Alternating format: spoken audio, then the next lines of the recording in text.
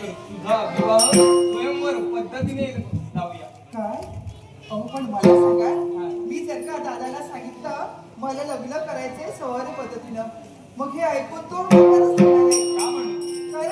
कारण एकच आहे, स्वयंवर म्हटलं की अनेक संकट त्या ठिकाणी निर्माण होतात, जाणतोय. अनेक विघ्न येतात.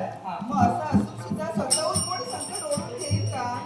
मग असं जर असेल कुठे हा यावेळी स्वयंवर म्हणजे तुझ्या मनपसंतीचा स्वयंवर विवाह करूया. असं हो. मग ठीक आहे, सांगते मी दादा.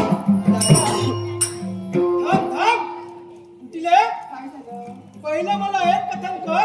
काय?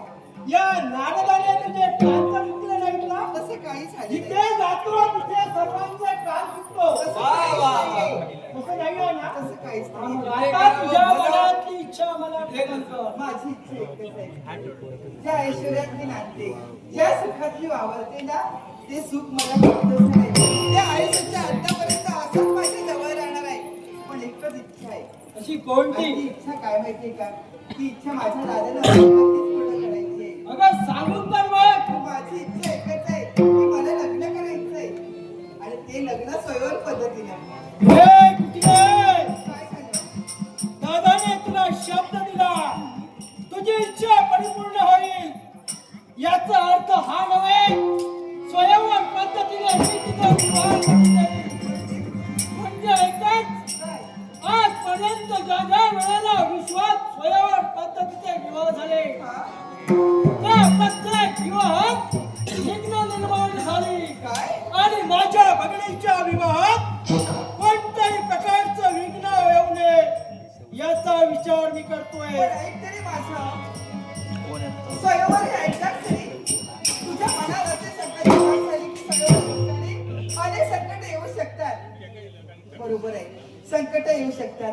पण मी आज जो निर्णय घेतलाय, माझ्या मनात जी इच्छा मी निर्माण झाली आहे ना, ती स्वयंवर पद्धत आहे. आणि ती स्वयंवर पद्धत कोणती असेल तर मनपसंतीचं स्वयंवर. मनपसंतीला मी माझ्या वर निवडणार आहे. म्हणजे आगळी वेगळी मन पसंतीने तू एका वराचा स्वीकार करणार, स्वयंवर असणार आहे ते मनविरहित असणार आहे. पण रहित हा? तुझ्या पतीचा तू स्वीकार करणार. हो, त्या ठिकाणी कोणताही पण नसणार. मनपसंतीचं असणार. मग ऐक कुठले, काय? हा पदरहित विवाह सोहळा हा? साजरा होण्यासाठी काय? हा कुठलाच कुठेही कमी पडणार नाही. काय? आहे तुझ्या इच्छेप्रमाणे प्रत्येक गोष्ट करण्यासाठी मी सिद्ध आहे. समाधान वाटतं. हे तुझ्या बाबतीत झालं. हा? पण मुनिवर, विवाह म्हटलं की त्याला मूर्त येतो. मग सांगा, असा कोणता मूर्त आहे ज्या मूर्तावर माझ्या भगिनीचा मी विवाह करू शकतो? पुढील लक्ष.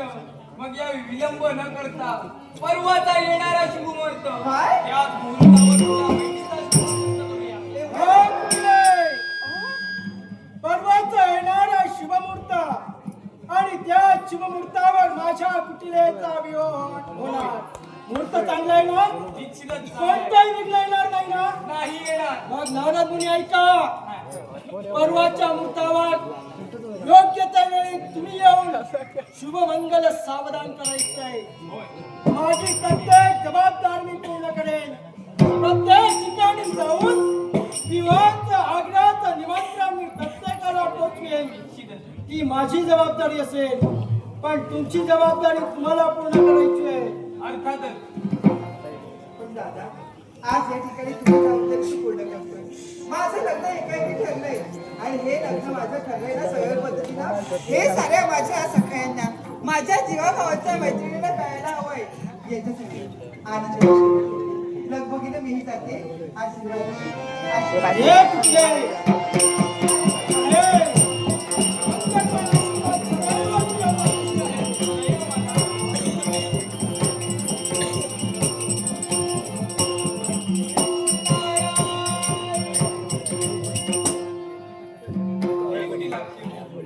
यावेळी निमंत्रणाचा विषय तू काढला. हो. निमंत्रणाचा विषय जर तू काढलाच असशील, हा मला सांग माहिती आहे. कोणाकोणाला निमंत्रण देणार आहे? पाताळ भवनातील प्रत्येकाला आग्रहाचं निमंत्रण पाठवणार आहे हा म्हणजे विश्वास. फक्त तू पाताळ भुवनापर्यंतच निमंत्रण पाठवणार आहे. म्हणजे तुझ्या एक लक्षात येत नाहीये. मृत्यू मुलाच्या ठिकाणी तुझा राहणारा परम मित्र त्याला निमंत्रण देणं तू विसरतोय. अरे हो नारदा, बरं झालं तू मला आठवण केलीस. होय ना? मृत लोकांच्या ठिकाणी माझा परममित्र राहतो, हा. ज्याला या विश्वात यमव्रत या नावाने ओळखले जातात. मग क्षणाचाही विलंब करणार नाही. मृत्यू लोकात सुद्धा माझ्या प्रजाजनातील काही जणांवर जबाबदारी सोपेल आणि माझ्या परममित्राला यमव्रताला निमंत्रण देण्यासाठी मी तत्पर ठरेन. यापूर्वी कुटीलाक्ष ऐकून घे. विवाहाच्या पूर्वी सारी तयारी व्यवस्थित पार पडायला हवी. ज्यावेळी मी इकडे येईल सारी तयारी व्हायला पाहिजे. निवड घेतलेली प्रत्येक जबाबदारी पूर्ण करेन, पण वेळेचं भान तुम्हाला सुद्धा असू द्या. सर्वांचं पूर्वक योग्य त्या वेळी या ठिकाणी येऊन शुभमुहूर्तावर माझ्या भगिनीचा विवाह झाला पाहिजे. कुटीलाला आशीर्वाद देण्यासाठी मी इथपर्यंत तत्पर होईनच, पण माझी कर्तव्य पार पाडण्यासाठी मला आता यावं लागेल. माझा आशीर्वाद तुझ्या पाठीशी सदैव असेल. ओम नारायण.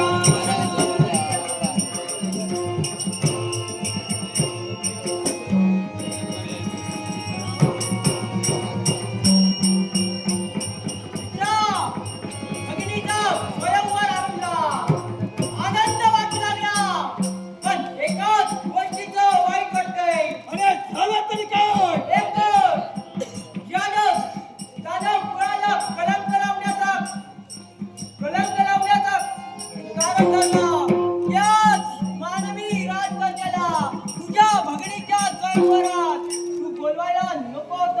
हे चंडभाऊ, या पाताळ भवनातील तू जसा माझा मित्र आहे, त्याचप्रमाणे मृत्यू लोकातील हेमव्रत सुद्धा माझा जीवाभावाचा मित्र आहे. आणि मित्र नात्यानं त्या हेमव्रतला मी स्वतः निमंत्रण घेऊन जाईन. असेल तुझा मित्र, पण एक गोष्ट विसरलायस. जो तुझ्या बापाच्या नाशाला कारणीभूत ठरला, जो आम्हा पूर्वजांच्या नाशाला कारणीभूत ठरला, होय, ऐकतोय. त्याच मानवी राज्यकर्त्याला त्या भगिनीच्या स्वयंवरात तू बोलवायला नको होतोस. हे कुटिलाक्ष, पाताळ भवनाचा सम्राट मी आहे, पण एक लक्षात ठेव, गतकाळातील गोष्टींना उजाळा देऊन वर्तमान काळात त्याची आठवण करून माझ्या भगिनीच्या विवाहात कोणताही संकट येऊ नये याचा विचार मी आज करतोय. तुला मागील गोष्टीचा विचार करायचा नसेल, पण तू एक गोष्ट विसरलाय. तुझा पिता या मृत्यूलोकाच्या ठिकाणी प्रत्येक मानवाची कत्तल, प्रत्येक मानवाचा जीव वेगळा करत असताना त्या मानवी राज्यकर्त्यांनी जर काय केलं असेल तर एक योजना आखली, आणि त्याच योजने तुझा मित्र म्हणजे हेमव्रत देखील सामील होता. आणि त्याच हेमव्रताने जर काय केलं असेल तर तुझ्या पित्याला चौ बाजूला घेऊन तुझ्या पित्याला शेवट केला. एक लक्षात ठेव, मैत्रीचं नातं होतं म्हणून प्रत्येक शब्द मी तुझा ऐकून घेतला, पण या ठिकाणी तुझ्या शब्दावर काडी मात्राचा विश्वास नाही माझा. नसेल तुझा विश्वास, पण ते आमच्या पूर्वजांच्या बाबतीत झालं, ते आम्हा मानवाच्या बाबतीत होऊ नये यासाठी मी तुला समजावण्याचा प्रयत्न करत होतो. पण तुला जर ऐकायचं नसेल तर मी तुझ्या भगिनीच्या स्वयंवरात